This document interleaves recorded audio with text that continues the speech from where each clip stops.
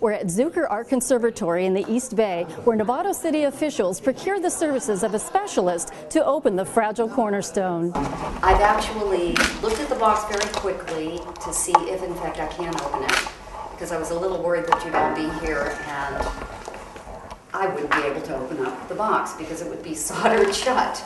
But in fact, it looks as if we are going to be able to pry it open.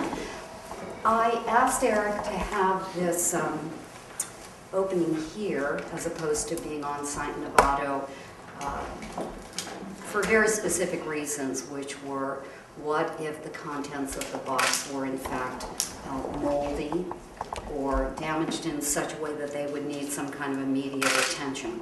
And it's much easier to address those various contingencies here in the studio, although I don't know what those contingencies are until I open the box. It's just a continuation and an unfolding of more of the history of the city of Novato, which we all value. That's why we're going to the extensive lengths we are in restoring the old City Hall, which everybody was very supportive of. So I'm sure the City Council, and I'm representing them today, I'm representing the mayor today, would be very thrilled that we've been able to find this box and now open it and discover the contents. And I was actually very pleased that the contents were in such much better condition than I had originally anticipated. The worst case scenario, I think, would have been a blob of mold. And instead, we actually have a Bible that you can distinguish, and you can see some of the text. You can also see the newspaper, and with my zoom lens on my little camera, I'm able to read some of the text on that as well.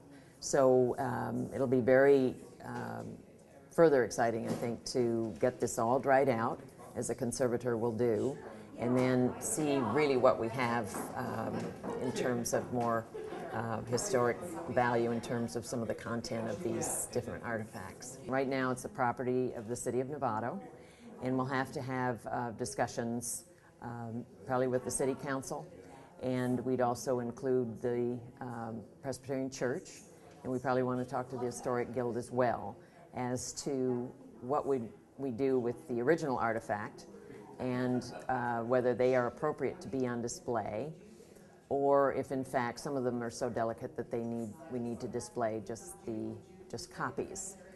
And so we'll have to make that determination.